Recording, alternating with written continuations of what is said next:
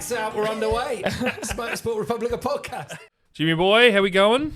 Back, mate. We are back. Exact same thing we say at the start of every podcast. You go, how you going? I go, we're back. We're back. Raise the bat 150 episodes. I know. Well done, boys. Curdy, thanks for all your help. Yeah, no, it's been a great journey, guys. Another tiny little milestone. Yeah, I know. We kind of just realised literally about 30 seconds ago how much was on our minds. Big night tonight. We're talking Qatar F1. We're talking some team changes going to MotoGP 27. Obviously, we'll have our Patreon app post our normal episode as well, and hot takes, of course. Hot takes. We've got another top 5 list for MotoGP best title defences as well. Okay. Which might leave a bit of a bitter taste in people's mouths, I reckon. Maybe the number one. Is he Italian? No, I'm not saying anything, mate. Italian, Spanish, Aussie, could be any of them. Well, let's get started with, of course, just thanking our partners at Moto Heaven once and as always. Thank you for the ongoing support, guys. Get involved with them. Jump on their website if you're looking for any motorcycle accessory needs. Yeah, they've still got some good deals on. I think 10% off Shoei helmets, that Exxon airbag deal they've got. And they've got like a LS2 helmet deal as well, which is really good. I think it's up to 40% off their helmets, so it's pretty crazy. And guys, YouTube, Instagram, subscribe if you can. Like the video. We really appreciate all the help on there. So makes us great again, you know? Yeah, exactly right. And head over to our Patreon, patreon.com/Motorsport Republica. Check us out there. We do some good, obviously extra chats weekly, and we do some posts and stuff. We talk to you guys about favorite races and tracks. We did our testing stuff as well when testing was on, like a live chat. So head over to our Patreon. All the love is much appreciated. Yes, get involved in that. Where do we start with F1, eh? Yeah, bro. I never thought I would see a bigger botched World Championship effort that's happening at the moment. It is just unbelievable what I'm witnessing. Well, we had a bit of a chat this morning, and you are right. It's very funny, like what's happening. But you're kind of like, I'm glad they did it. Otherwise, it could have been the most boring race of all time. But at least it added some excitement to it. Yeah, it was. Obviously, if you guys didn't watch it, it was 25 lap maximum stint on the tyres. Yeah. So you had to get to lap 7. And then you could pit, and then 25 to the end, and safety car on lap 7. Yeah. And McLaren did not bring Oscar Piastri or Lando Norris in, which is just the biggest joke of the year. Because I think personally, it was they didn't want to favour each driver or something along the lines of that. But the whole rest of the field came in, gave everyone a completely free pit stop, which on paper you would do all day of the week. Yeah, right. They always talk about the free pit stop. All day of the week. So I really, what we're witnessing is just something of just a massive balls up arrogance from the the whole of that McLaren team. I just don't understand it at all. Is it just because they don't, as you said, don't want to favour anyone? They're just too scared to almost make a decision. I think so. It's I've been on record saying that I don't think they are favouring Piastri as much as what everybody's saying here in this country. Keyword as much. As much, yeah. I mean, I think there's naturally going to be a bit of favouritism there with the history that he's had with the team and everything, and these certain decisions that they do make. But, yeah, I mean, just all day of the week, you just bring both the drivers in. Yeah, Lando would have had to stack, may have lost a couple of positions, but they had clearly the fastest car. Mm. And Piastri was clearly the fastest all weekend, did all the right things. He qualified up there, won the sprint race, should have won the main race, and then I can't believe Max just is there to pick up the pieces once again. He was 100 points behind, with like 6 or 7 races ago, and then now he's back 12 points behind going into the last race. It's just, I never thought I'd see the day. I wonder if Max is just laughing at watching this all unravel in front of him, and then really getting him back into the championship like he has, because it's kind of unraveled right in front of his eyes, which is hilarious. What's just the most amazing? Curtis is up. Speaking about Verstappen laughing, they put a joke in front of his Formula 1 car, so the car's the same as last week when they were trying to figure out what was going on in the car. Yeah, no, it's a really good point. So yeah, they had all the media were there when the Red Bull team unveiled their Yeah. car for the weekend, then just had a sign at the front saying same as last week, because they were thinking maybe Red Bull were going to bring new updates or new wings or stuff, and they said we're not developing this car because there's new rules coming next year. And it's amazing we're still in it, you know. So very good point there, Curtis. Cody all over it. Social media man. But it's just crazy. Like, he must just be laughing the whole way through going, these guys are idiots. Yeah, he's going to rue that dummy spin he had Yes. in Spain. Yeah. 9 points it was he lost, and, you know, that would have made it a 3-point turnaround. And then, That's anyone's game then. well, it's anyone game. As long as you finish in front of the McLarens, Yeah. you win the championship. So it changes the whole thing. The way that Kimi Antonelli did a 2008 Timo Glock. What's the go there? Well, I know there's massive things that come out today over it. There's massive hate for Antonelli. I don't think there was anything untoward because he's, I think he's even disconnected his Instagram or something along the lines of that because the hate he's getting. So, and Helmut Marko came out and accused Antonelli of just letting Norris pass. Toto Wolff responded with that saying how ridiculous. It just seemed so fabricated, didn't it? It was so perfect, and then just sort of ran wide with a lap and a bit to go. So they're saying that Antonelli's camp is saying that he just ran wide accidentally. Yeah. What do you think? But like, are they mates? Are they tight No, mates? Like, no, they're not. Is there any logical reason why he would do No, that? there's no logical reason at all. And they're all like, at the end of the day, they're all in it for themselves. Alonso backed the pack up and actually probably saved McLaren's day to a certain extent, because if he didn't back that pack up, Lando would have been probably 6 or 7 cars in traffic and had no straight line speed. He had DRS on Antonelli, didn't even get an inch closer to him. So they obviously set their cars up to be at the front. Yeah. And not having to pass through the field, which Yeah. obviously ended up being a big mistake. But yeah, back to Antonelli, I don't think of the rumor mill for F1. It just goes out of control. And you know the things like Helmut Marko, Max's crew chief came on the radio, said the same thing. It doesn't help this situation, but you know who knows? It could have been something. Like you'll never know. Well, I would love to think it's something, but just logically, I'm just thinking like, what is in it for? Like, are they? If they were really close mates and we knew they were really close mates or whatever, I'd be thinking, okay, there has to be something involved there. But it just doesn't seem like. I don't know what Antonelli would gain. I think the hatred still between Mercedes and Red Bull might be still lingering there, and that's where everyone's getting their fire or their petrol to the fire, because Really? Mercedes don't want to see Red Bull win another championship. Just putting it out there. I'm not 100% sure on that, obviously. But How many comments did you see of that one? No, that's just something I just thought of. Oh, really? Yeah, that's the only thing that I can think of would be the thing, because that 2021 championship obviously would still linger in a lot of brains in the Mercedes camp. But, you know, getting on the radio and saying, let him pass, we would know if that happened, you know? Like, we would know. We would find out if that happened, and I'm assuming it didn't, so. Don't they, but you can block things from going onto the... There's secret radios and stuff, yeah. You can block. They got the bat phone of radios. Well, I don't know. I don't actually know. It's really good if someone could tell us. Maybe Curtis could go to Google this one for us. But they have a certain amount of radio calls per race that they can do as secret calls. Yeah. So I remember you talking about that. I don't remember what the number was though. I don't think it was many. No. I think it's as I think George Russell came out and said, imagine if we put a mic on you at the most stressful part of your job, and then to say, wouldn't you think you'd say things you'd regret?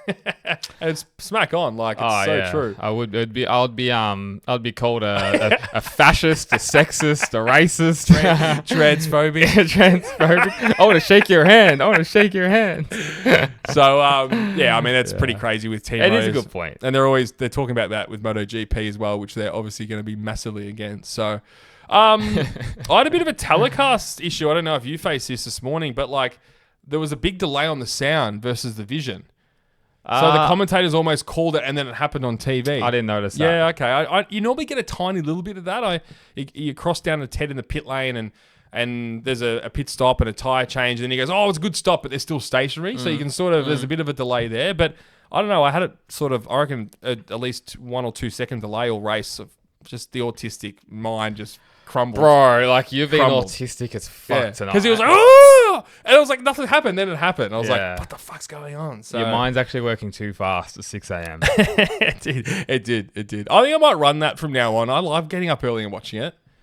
I don't know. For me, it's just so much better. You're awake. You can watch it. You're not tired. You're not trying to like falling asleep halfway through the race. Well, yeah, F1 especially because it finishes at like 1 a.m. Yeah, I think I might run that for next year. I don't know what you guys think at home, but I think that might be the way to go because 11 o'clock start. It's just when you're like 18-year-old kid, it's fine going to school the next day or 17-year-old kid. Once you got to get up and go to work and do this at night, it fucking makes it hard. Yeah, so. it fries you a bit. It definitely fries. But I had it perfectly down pat. You set your alarm at 5:50. You get up. You have the pre-race show for 10 minutes while you're making your coffee, and then the race starts bang on 6. Just coffee? Yeah, just coffee. Yeah. Got to fast in the morning till lunch, James. 18-hour fast. 18-hour fast. No, don't include the bowl of ice cream or the chocolates I had at midnight at 10 o'clock the night before. But I don't have breakfast either. Breakfast is a fucking scam. Yeah. It was a scam from the start. The guy from Kellogg's made a commercial about how important it was, and that's how it all started. Do you know that? Like with Wheat Bix or something? Yeah, he said like it's the most important meal of the day. It was like a commercial on TV. Yeah. And then everyone thought, it must be the most important meal of the day. But he just did that so everyone would eat his bloody cornflakes. Fucking smart. Yeah. I actually feel so much better when I don't eat breakfast, to be honest. Now, what I haven't done is results, James. So let me run you through that. So Max Verstappen first. Oh my God. I have my voice. Most or all radio will go through FOM, and then it goes through radio and telemetry. They will leave out stuff for televisions, essentially, if it's too private of information, so no other team can get a scoop. Mercedes have on their rotary wheel certain buttons they can press as well when the engineers ask how the tyres go and to press it so it doesn't actually get recorded. So just press and go, this is how the tyres go, and you press 1, 2 or 3 if it's good, shit, or alright. Yeah. So Lewis Hamilton used to use that quite a bit, and now he's with Ferrari, and Ferrari is Ferrari. Enough said. He'll press the wrong button, the car's 4 wheels just blow off. It's Ferrari. Results. Sorry. Max Verstappen first, Oscar Piastri second, Carlos Sainz third, Lando Norris fourth, Antonelli fifth, George Russell sixth, Fernando Alonso seventh, Charles Leclerc eighth, Liam Lawson ninth, and Yuki Tsunoda 10th. Yeah, right. I like it. Yuki Tsunoda 10th.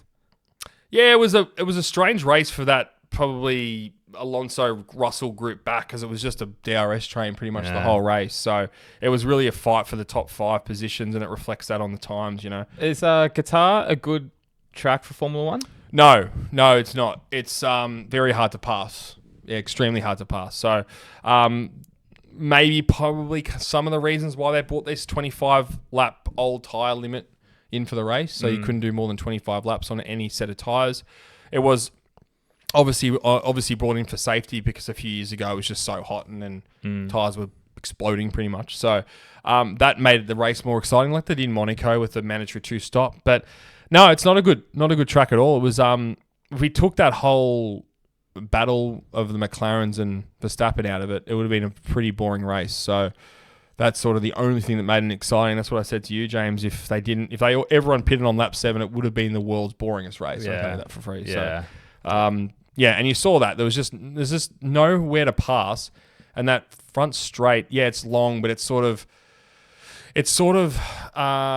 a very fast first corner on the Formula 1 car. It's not a big enough braking point to have, to throw it up the inside. It's just too dangerous. You saw that was a couple of incidents over the race as well. So, it's not a good race. Much better for MotoGP. And you were saying this morning how different it looks. I didn't even notice that. It's so different. So like even just the first, like the straight, and then even the first sector is just full of grandstands. And it was packed. And you just wouldn't see that with MotoGP. Like it is just the main grandstand and desert, where there was extended grandstands going down the straight and then all the way on the outside of the first 3 or 4 corners. Yeah, there's plenty of Aussies there as well. It's amazing. As soon as you get a little bit closer, and I always call it the one flight theory. So you'll get more people at events if it's only one flight to get there. Yeah. So Melbourne to Qatar, Melbourne to Doha would be one flight, plenty of airlines choices, so it wouldn't be too expensive. So you get a lot of Aussies there. Yeah. When you start going to like the Dutch Grand Prix, like Schmitty, like you got to jump on 3 planes to get there. Yeah. It makes it a much harder thing. So it was good to see a few Aussies there. But it's something I didn't really notice, to be honest. I mean, I'm just packed, man. It was fucking. I couldn't believe it. Yeah. I can't believe how many people went over. Like it shouldn't shock me because it's Formula 1. It's like the most fucking popular sport these days. Yeah. But even there, just seeing all those I'm like, It took me a few laps. I'm like, why does it look different? I'm like, maybe it's obviously different camera angles of F1 and stuff. And I'm like, it's a fucking grandstands and how many people are there? It was just insane. But that's F1 these days. Like, it's amazing, isn't it? And like it's these countries that, you never think they would bring a big, like Bahrain, for instance, used to have nobody there when they had the race. And it was the first race of the year.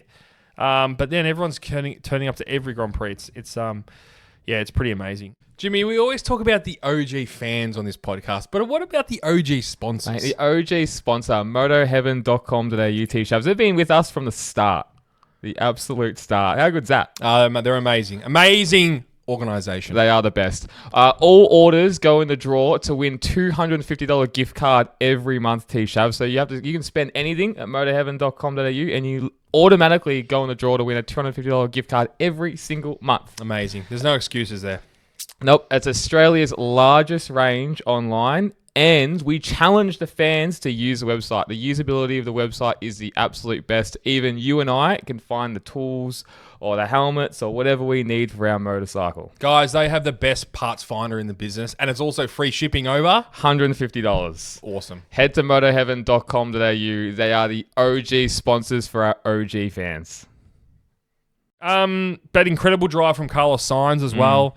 Williams' second podium for the year. I mean, it's fantastic for them and that team because every point counts. And such a boost. Millions and millions and millions of dollars that they get going up the Constructors' Championship. So for that, amazing. He's had a really topsy-turvy year, but he'll come out very, very happy in the end. Very happy. That's good. I really like that. It's good to see. And, it's nice and it's always refreshing in Formula One to see just not a main factory up there. Like when obviously Williams was up there for a long time, but just to see them even competing in the top 6 is just nice to see. Yeah. The podiums is extra special.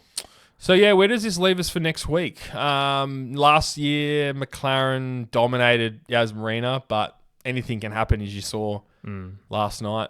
Lando's got to finish 3rd to win the championship. I think it's a shoe-in for Lando because I think you're gonna have the top 3. You're gonna have Max, you're gonna have Lando, and you're gonna have Oscar. Now, even if Oscar's 2nd and Lando's 4th, Max is gonna win the championship. So they're just gonna call Oscar in. That's right. They'll just pull him out, put him in the pits, or just let him to slow down. It just has to be a disaster.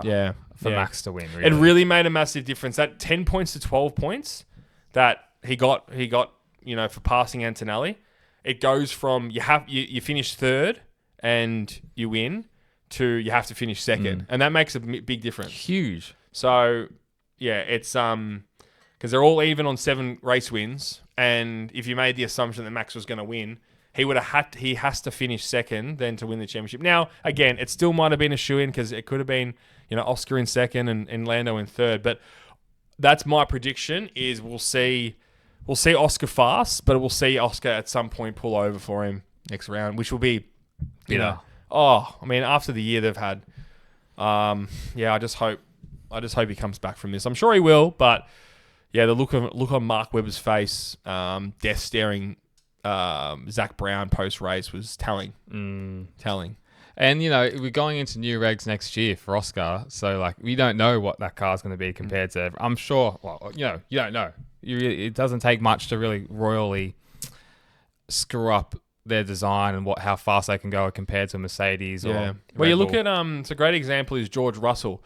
He was with Williams, for probably 2 years too long, watching Mercedes dominate, and that was his ride, And Bottas, probably was there at least a year too long, and if he got into that car a year earlier when it was dominating, he could have done something. But he finally moves to Mercedes in 22, and the car's done. It's done.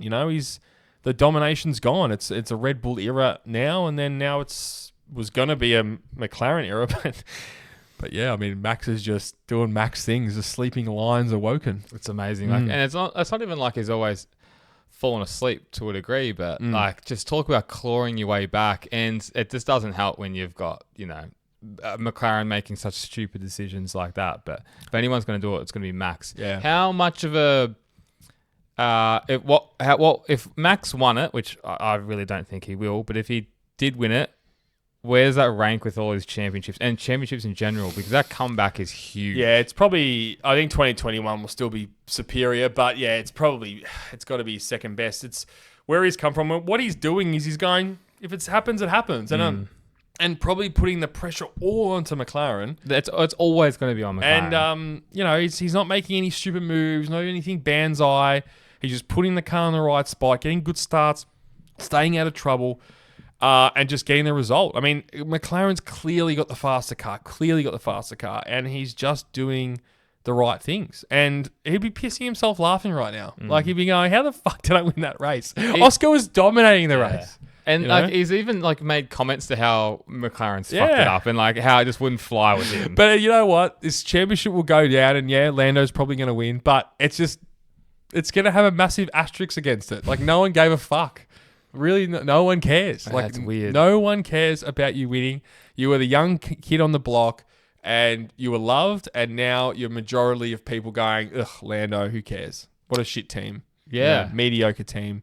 And look, I think Piastri's lost fans as well, and it's not for not all he's doing, but he really needed to step up when it mattered, and he didn't. And he's doing something now in these high grip tracks because obviously that's his strength. I mean, but to win a championship, you got to be good every week. You got to be good every week, and you just got to pull in points. And just majority points. On a bad day, you still finish on the podium. Fuck yeah, especially in Formula 1. Yeah. Actually, in any motorsport, bad day, if you want to be a champion, you really still, you got to finish on the podium. Well, they say that you're only as good as your bad days. Like, it's the bad days win the championships because he shouldn't have crashed in Brazil.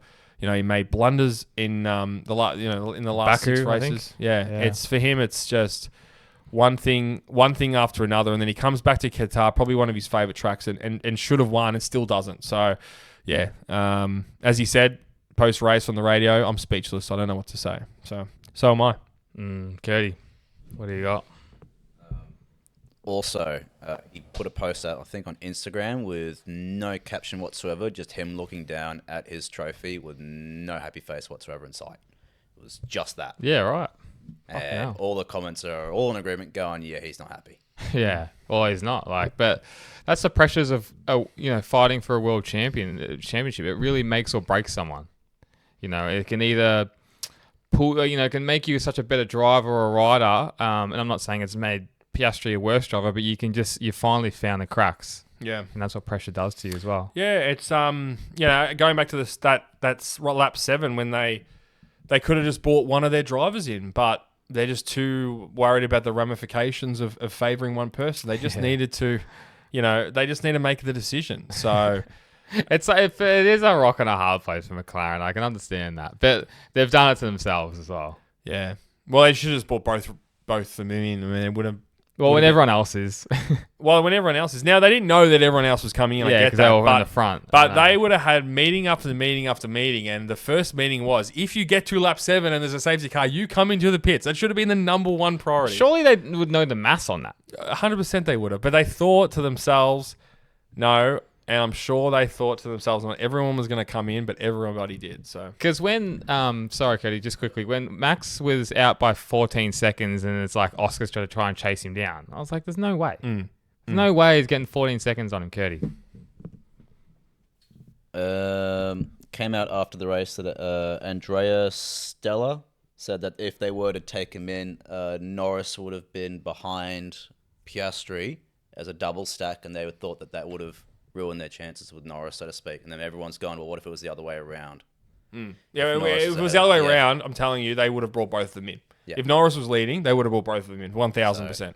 So that's when we talk about the favoritism, not all completely there, but it's lingering. Still a bit of tism. Yeah. Not full favoritism, but a little bit of tism. And, it's naturally going to happen. It naturally happened at Mercedes with Hamilton and Rosberg and probably Hamilton and Bottas. Well, definitely happened with Hamilton and Bottas, but it just lingers. Alonso at Ferrari, over the years it happens. Never works, bro. No. Two fast teammates just never work. It never has. In the history of the sport, it never has. Michael Schumacher, a classic example. He had Rubens Barrichello just at his side. Lewis Hamilton won all these championships, but he was best friends with Rosberg when they signed, and now they don't talk to each other. Yeah. It's amazing. They grew up together. Yeah. Weber and Vettel, they hated each other. They just royally hated each other. It just never worked. Nope. So Never does. And he's 4 wheels or 2 wheels. There's so many different examples and it just doesn't work. And yeah, as you said before, there's not much they can do. They're damned if they do, damned if they don't. But damned if they don't. But yeah, it would be incredible next Sunday night if Verstappen does it again. If he wins it again, it would just... I just can't. It's going to be box office stuff though. Like it would be huge. Like anything can happen. We know back to 2021, Latifi hit the wall, safety car out. Anything can happen. So maybe Sonoda just needs to get his Japanese roots and do a fucking Banzai move into someone. Kamikaze. Oh, that's it. Yeah, do an Iagura. Fucking hell. Seriously. So yeah. But yeah, bring on next week. Bring on next week, mate. Yeah. All right, is it top 5 time, Big Dog? Top 5, yes. Top 5. All right, for our MotoGP listeners, we are ranking, Tom Chevillac, our top 5 best title defenses. How exciting. This was a tricky one to do because... I don't know why it's done that. This was a tricky one to do because I'm just trying to think of title defenses, but there's so many riders that have won a title and that backed it up. And it's the year that they back it up. So if you win in 2006, I'm talking about 2007, and you got to, that's the title you won. Very on topic at the moment because the last 2 champions have had very difficult, to say the least, title defenses. Yeah, well, yeah. Bagnaia went down to the wire, but fucking Jorge Martin very, very much struggled. All right. Now, the first one is... Sorry, my... I'd love to know, just on that, I'd love to know in the last time... Actually, Curtis, you could look this up for us. The last time in the history of 500/MotoGP that there's been 3 different winners for the last 3 years. What was that question? So, 3 different world champions for the last 3 years in MotoGP. When's the last time that's happened? 06, 07, 08. Oh, there you go. Hayden, right. Stoner, Rossi. Yeah. All right, thanks, Curtis. So that's 2006, 7, 8? Yep. 6, 7, 8 is would be my guess. All right, T-Shavs, here we go. Top 5 best MotoGP title defenses. It was Valentino Rossi's 2002 season, so defending 2001. So 2001 was the last year, the 500cc 2-strokes, and it was the first year of the 4-strokes. Oh, there was still a couple of 2-strokes rolling around there, wasn't there? There definitely was, which was a weird year. Very, very strange year, but... one of the last big, obviously, probably the last big regulation change as well before coming up into this year. Valentino Rossi destroyed the season, destroyed everyone with the help of the might of HRC. They just threw their entire budget at it. But he had 11 wins out of 16 races. First year on the 4-strokes. That Honda was easily probably one of the best bikes ever built and just destroyed everyone. But it is very iconic because he backed it up from a 2-stroke to a 4-stroke. And it just doesn't. It's one of the best championship defenses ever, really. Yep. Now number 4 is, I think, Marc Marquez's 2014 season. First 10 races he won. Jeez, that's tough 4. I thought that'd be higher, James. Bro, that's pretty crazy for a second year. It's like Pedro Acosta's year now. And he's won 10, so the straight, he still hasn't. He's not even in the top 3. No. You know, that's wild, isn't it? Rough. That's rough. Well, look, he won the first 10, absolutely obliterated everyone. Yes, he did drop off at the end of the year. Fucking stupid idiot. But he obviously, as a rookie, won the title in his first year, and then to back it up and does that is incredible. But that is number 4, Tom. So it's amazing looking back at those 2 seasons to think he was a rookie. Like, it just wouldn't happen these days. It wouldn't happen. First MotoGP title as a rookie, and then to obviously defend it immediately. Like, it is incredible. And it's a lot of the time it's their second year that's the struggles start. And obviously for Mark it was his 3rd year, but that's for another top 5, I suppose. Yeah. Well, that's our top 5 third years in MotoGP. Number 3 is the title defense of 2018 to 2019. Obviously, Marquez is on a roll, but probably the most single dominant MotoGP title defense ever. 12 wins, 18 podiums in 19 races. And I believe that year in 2019, he crashed in Qatar where he should have actually won. So just absolutely obliterated everyone, wrapped up the title super early. And basically that season was just almost pure perfection, really. Like just the lowest finish he had of that year, Tom, was second. Amazing. When he finished the race. Like, that's absolutely incredible. So it's a hard one. That's only number 3. Number 2 is Mick Doohan's.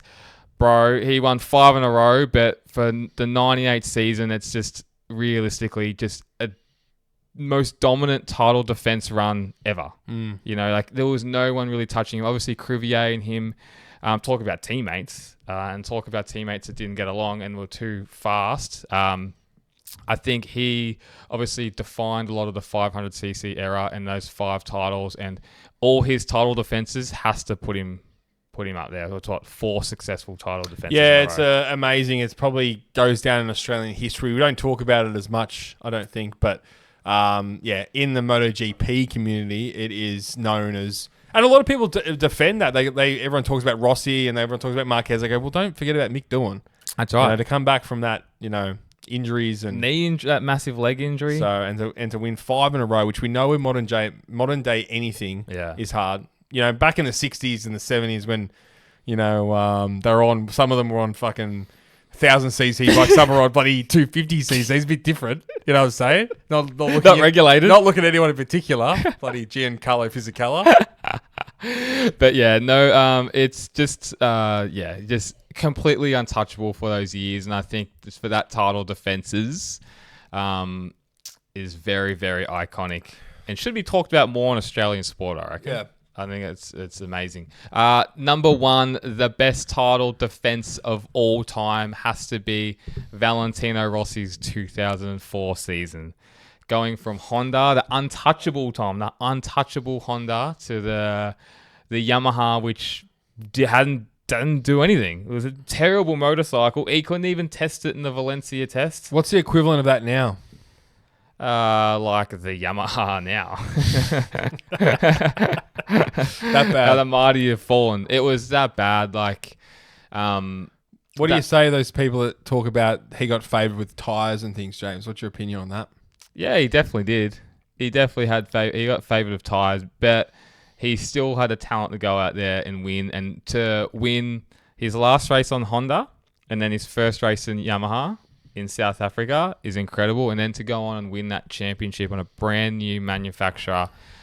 Early regs of 4-stroke MotoGP, but that Honda was untouchable, like absolutely untouchable. I believe in the year before, there was 19 races, Honda won 18 of them along the lines of that. I think Ducati might have won 1. It's an iconic moment in South Africa when he won that race and got off at the front and sort of great celebration. You always remember that. Kisses the front of the bike. It has a battle with Max Biaggi, who basically took his Honda and is up against him in South Africa and for the championship and wins. Again, and with Sede Gibernau as well. Like 9 victories on that Yamaha brings them back to the promised land for a lot of years. And I think for the best title defense, 2 different manufacturers going to the worst bike, arguably the worst bike, and to win the title is probably cemented his legacy, really, didn't it? Yeah. It's a great list. Anyone at home has anyone to add to that? Would love to hear. Yeah, definitely. As well. 2 Rossies and 2 of Marquez's, so make everyone happy, eh? I hope so, but the Marquez fans won't be happy because Rossi's number 1. But it was hard because I'm trying to put like Lorenzo or Casey Stoner in there, but they never backed it up. Mm-hmm. I could have put Banyai's one in there, but I just don't think it was as good as those 5. That's for sure. No, 100%. Probably a close 6th. Maybe.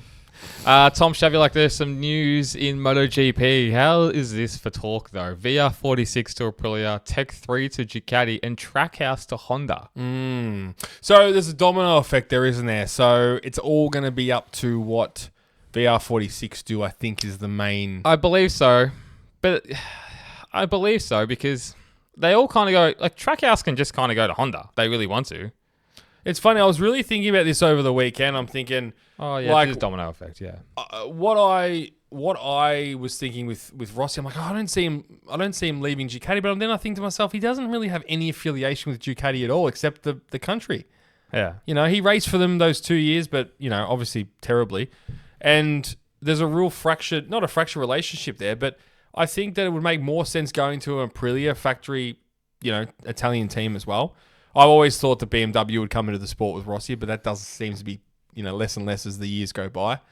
And I don't think you'd want to go on a Yamaha because it's social suicide at the moment. It is social suicide, even though as a Yamaha ambassador, it makes no sense. But there's strong rumours, and I think it's known that VR46 want to be factory backed. They want 2 factory bikes. So what will happen is, talking about domino effect, Yeah. VR will sign with Aprilia, then obviously Trackhouse will have to find another manufacturer, so they'll go to Honda. Which is 6 Hondas on the grid, which is Honda's not opposed to doing. And then you've got, Tech 3 to Ducati, which that just opens that spot. But that's probably the one for me that I don't understand. I mean, there's no real affiliation over the years with them and Ducati, is there? Absolutely not. But French team.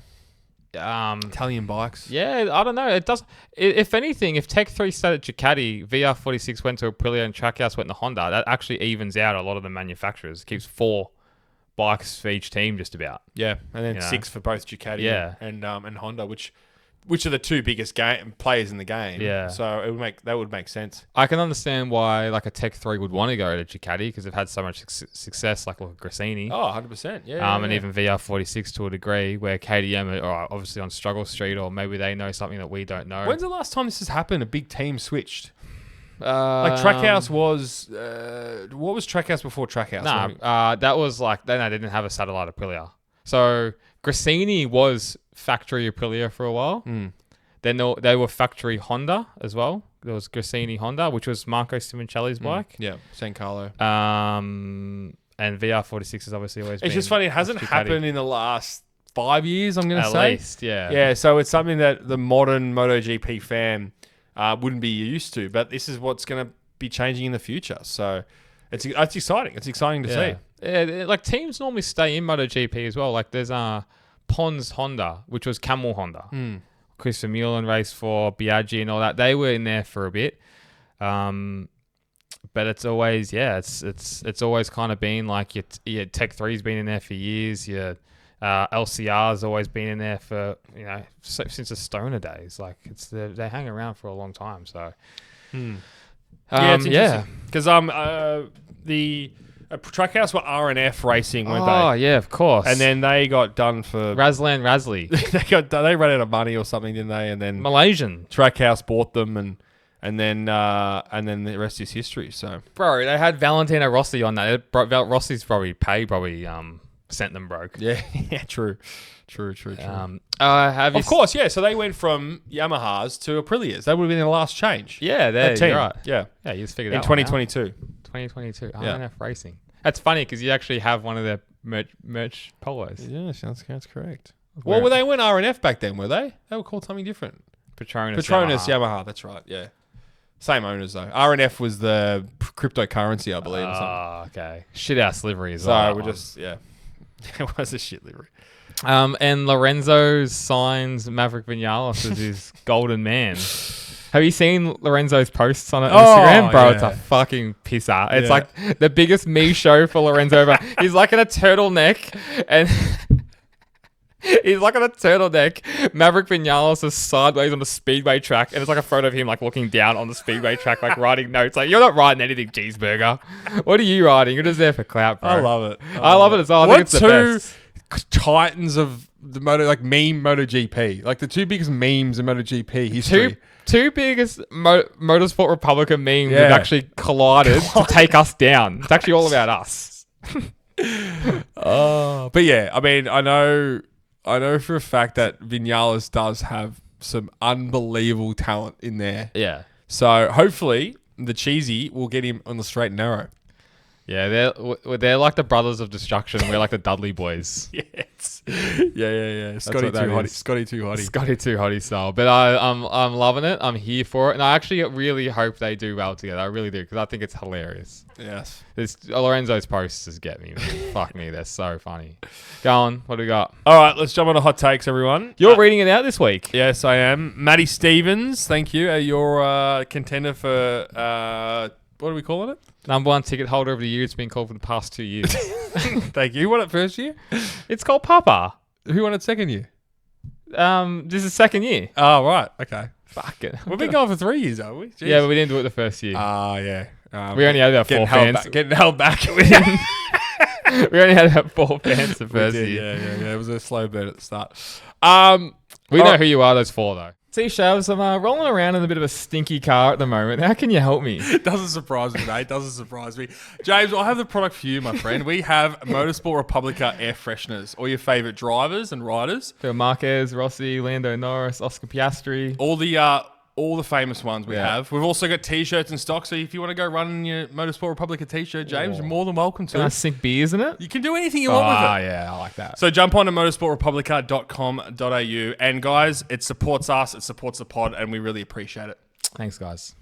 Matt Stevens, McLaren didn't pit under safety car because they didn't want to double stack Lando. There has got to be a little bit of truth in that, I think. And that's the rumour mill that's sort of surrounding this. Yeah, it makes sense. Yeah, I think, and I'll say if the roles were reversed, they definitely would have come in. You did say that. James Sean _Van_Niekirk. Jesus. 99. Moto2 Championship predictions, your top 5, please. Fuck. Shawnee didn't say please, but I'm saying please. I need to see who's fucking racing next year, bro. No. Come on, we can do this. All right, I'll go first then. Yeah. All right. Go. David Alonso is going to win. Yeah. Manu Gonzalez is going to finish second. Yeah. Senna Agius third. Jesus. Barry Boltas fourth. You with me now? Yeah, Barry Boltas And then fourth. I think Alonso Lopez, new team, will finish fifth on the championship. No Holgado. No, he's going to get injured mid-year. Fuck, bro, that's your boy.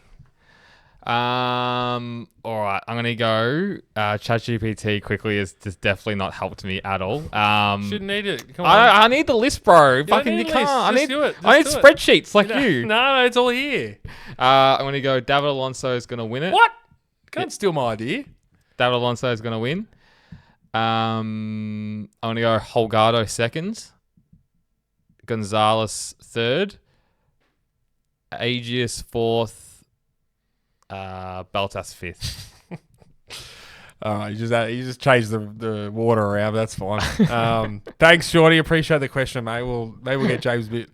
What do you mean? Scratch with Moto2. Moto2 is the main game for me, brother. Yeah, it's your name. It's your one, but that's what I think is going to be top 5. D Silva 87S all the way from South Colorado. Colorado, Carolina, you fuck, all the South. Pecco finally wins a race next year. Sorry, D Silva. I'll read it again. Pecco finally wins a race this year. Alert the press. Obviously, the Rossi's Ranch, yes, which we're going to cover a little bit in the extra chats. Willie Nels, is the Rossi Ranch a celebration of Rossi's ego or a Trojan horse for the rider market? That's actually a good take. I like the Rossi's Ranch, and I actually think it's a bit of both. I think it's good for the ego, and I think doing the Rossi's Ranch is a bit of a Trojan horse to find talent. But he's only going to pick Italian talent anyway, so it doesn't really matter. Like, what's his name? Diego Moreira is a motocross god, flat track god. It's probably one of the fastest people there. He's not just going to put him in. Someone the got VR46. airlifted to hospital as well, broken neck or something. Jesus Crazy, unbelievable. Christ. So they don't do it for Must fun. have been It's the a one serious Japanese rider there. Well, the Aussies did well. Senna and Jack had the Lawrence brothers kid on, and Jack almost should have won it. And I think his bike blew up, and Senna and Pedro got fourth. Pedro Acosta and Senna Agius teammates. Yeah. Wow. And they were both Miller and Agius were wearing Alpine stars. What was that? Yeah, that was the Lawrence boys gear. Agius, what got picked up is because Agius was wearing Alpine stars, but Ixon don't do dirt gear. Oh, And he wears Alpine stars boots. So you're going to naturally wear Alpine stars. Bit of a homage, yeah. That's a tism right there, bro. Caleb _Bedville. McLaren are a midfield team with a fast car. Oh, so like the two drivers are midfield drivers. Harsh. Probably a bit harsh. Like Lando's been there or thereabouts for a few years now, but they certainly have the fastest car, but not the fastest driver. Maybe, yeah, they haven't got fierce team competitiveness in the brains up here because they just keep making these dumb decisions, and they're not races. How do I put this? They're not true like Michael Schumacher, Max Verstappen to the death races where they'll just cut you while you're down, that sort of thing. They're not like that. It's all fairness. It's all 2025. It's all Thornbury hairy armpit style. Let me ask you this question: if Lewis Hamilton was in that car this year, how would he go? Nowhere. Be fucking out of the top 10. He's fucking shit. Fucking hang the boots up. You're fucking out in Q1. I mean, seriously. Ridiculous. Hang up the boots, mate. Clint _ East Forest. Fabio is no better than Pecco. Oh, harsh. That's a hot take. That is a fucking definition of a hot take. I don't believe it at all. No, I think Fabio probably lacks a little bit mentally. And I think he's better. I think he's got better the years have gone on, but they both have. But I think Fabio's got more talent. I still think Fabio Quartararo is the second fastest rider on that grid. What he's doing on that Yamaha, bro, is fucking next level. For a bike that's 25 horses underpowered everyone else, what he does in a one lap, and what obviously he struggles in race pace, because that's just Yamaha just doesn't perform. I think... Yes, he is one of the only riders that can take it to Marc Marquez, where we have seen that Bagnaia...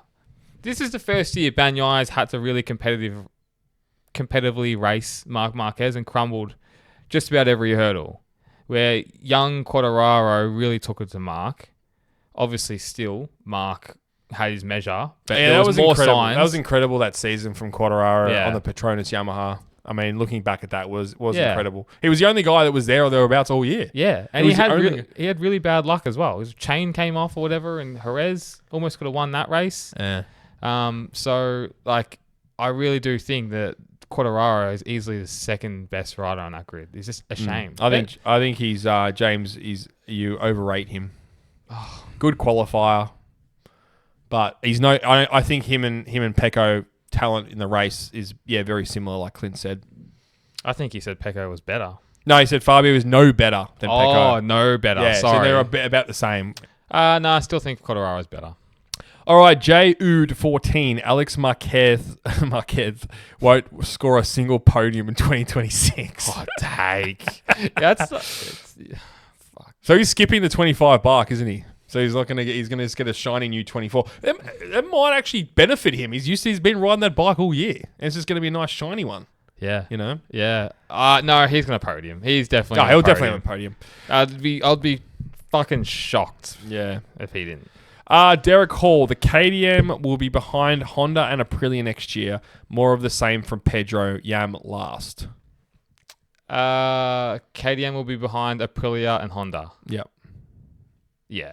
See how hard it is to follow the questions, James? Now you get what I'm saying. I'm talking, and they just goes through one ear. It's the tism.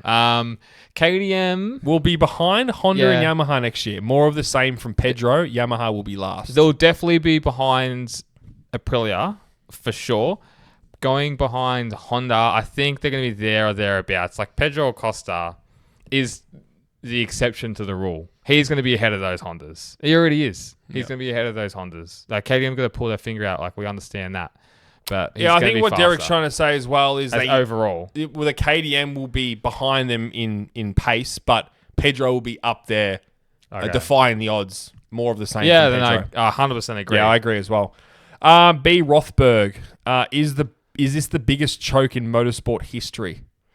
What's he talking about? He'd be talking about McLaren.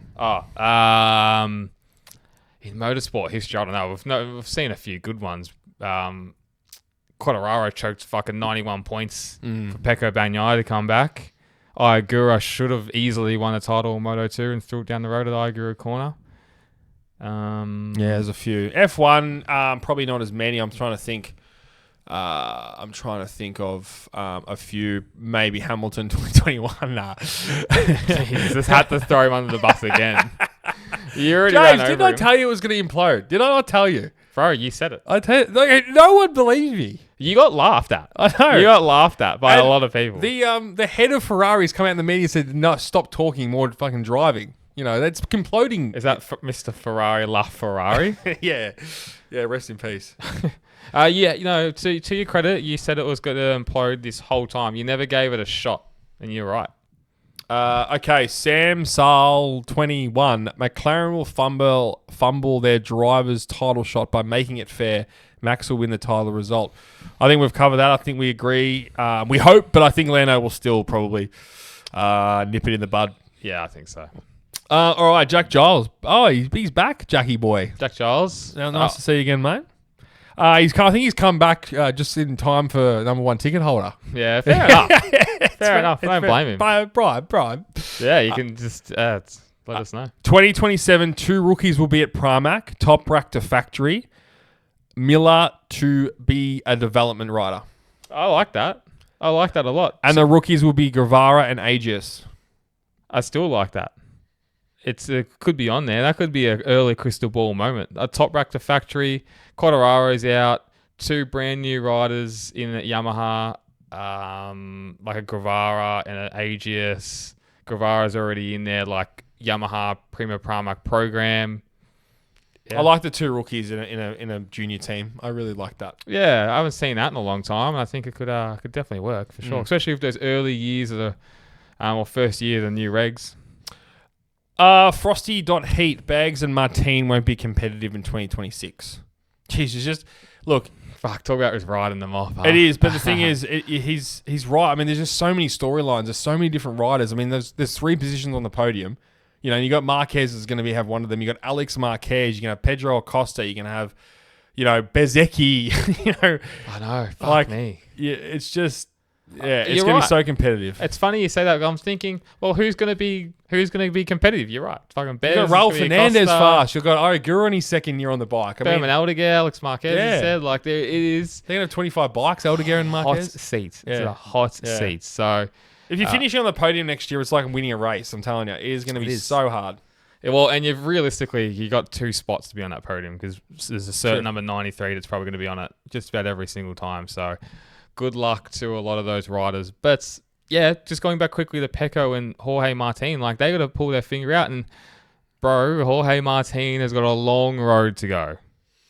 Yeah, He needs results. Don't write him off just yet. I think I've already written him off like 2 pods ago. Nicky D3604. If KTM loses their satellite team, will they stay in MotoGP for more than a year? Yeah, because another team will want to. People want to get on that grid. No, it's all about CF Moto as well. You got to remember them coming in. So. They'll get another team. That's no issue. I don't see that not happening. No. All right, thanks, Jimmy boy. Guys, jump over to not hot takes, extra chats on Patreon for another 20-minute to 30-minute chat. Yeah, we're talking manufacturers review this year. Yes, we are. Thank you. All right, thanks, guys. See ya.